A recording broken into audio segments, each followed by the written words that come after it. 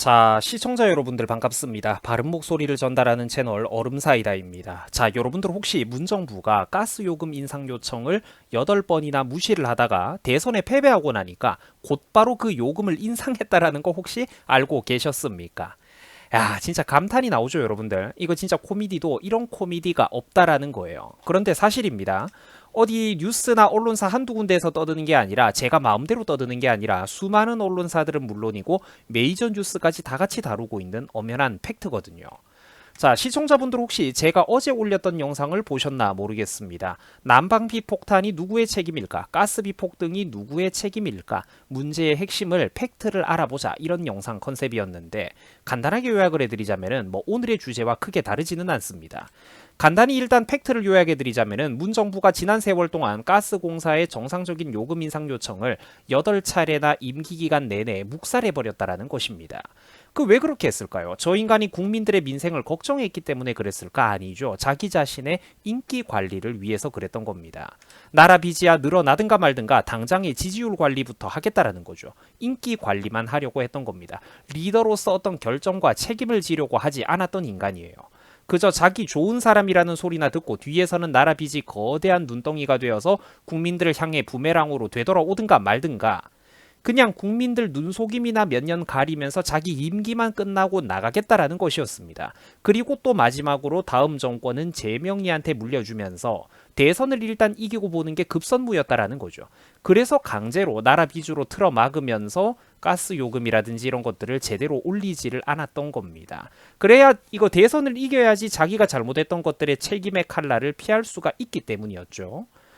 자, 다음 정부한테 결국 모든 책임을 떠넘겨 버렸던 겁니다. 자, 가스공사에서는 지난 세월 동안 8차례에 달하는 원료비 인상 요청을 했습니다만, 그래서 상술한 내용들을 이유로 문정부에서는 임기 당시 거의 대부분의 기간 동안 이런 것들을 무시를 했어요. 심지어 가스 요금 인상을 동결을 시켜버리거나 오히려 삭감시킨 적도 있었습니다. 자, 그러니까 나라 빚과 공기업 빚과 공사들의 빚은 어떻게 되겠습니까? 그렇죠. 눈덩이처럼 불어날 수밖에 없었던 겁니다. 아시다시피 지난 문재인 정부 기간 동안에 국제 천연 가스 가격은 크게 올랐던 게 팩트입니다. 전체적인 추세를 놓고 보자면은 물론 단기적으로는 또 고점에서 등락이 있겠지만 몇 년 동안 전체적인 추세를 보면은 당연히 원자재 값이 폭등한 거는 팩트입니다. 이건 말을 하면 입이 아파요. 자, 당연히 그럴 때마다 가스공사는 원료비를 올릴 수밖에 없다라고 우는 소리를 했지만 문재인이가 어땠습니까?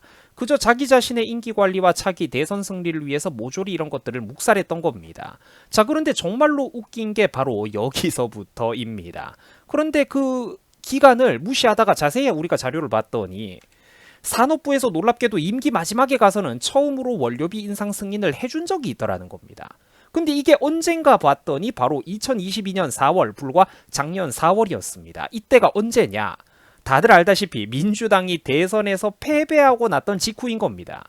대선에서 국힘당 후보였던 윤석열이 승리를 했죠. 민주당 후보인 이재명은 패배했습니다. 정권이 뒤바뀌는 게 확정이 났던 바로 그때 그 순간에 문재인이는 이제 더 이상 눈치를 볼 게 없겠다. 가스 요금을 올려버렸다라는 거예요.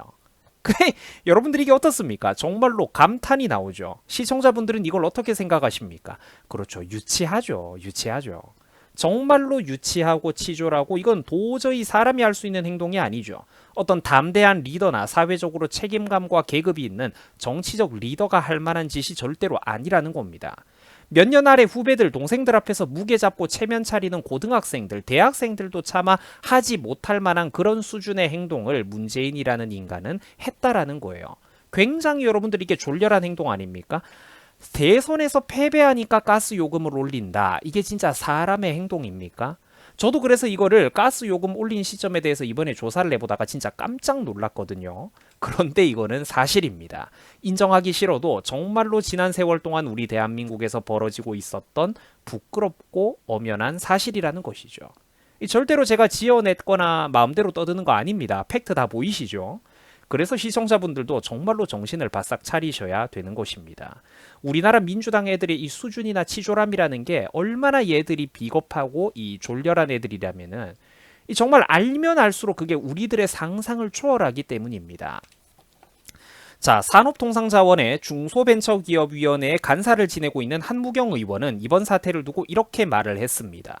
민주당은 집권 시절에 경제 논리가 아닌 정치 이념에 매몰되어서 멀쩡한 우리나라 원전 산업을 박살내고 값비싼 LNG 구입을 늘려놓았다라고 말입니다. 저도 여러 번 얘기를 했던 내용이죠. 지난 세월 동안. 자, 이러면은 나라 안의 기본적인 발전 비용들, 국가 에너지 동력원 확보에 들어가는 우리나라의 어떤 고정 지출 비용이 어떻게 되겠습니까? 증가할 수밖에 없다라는 거죠. 원전 산업을 죽이고 값비싼 LNG 구입을 늘려놓았으니까요. 결국 그러니까 여러분들 크게 보면은 이런 것들이 전부 다 탈원전 정책에서 직간접적으로 이렇게 연결이 되어 있는 도미노 현상이 맞다라는 겁니다. 또한 한무경 의원은 이렇게도 말을 했습니다.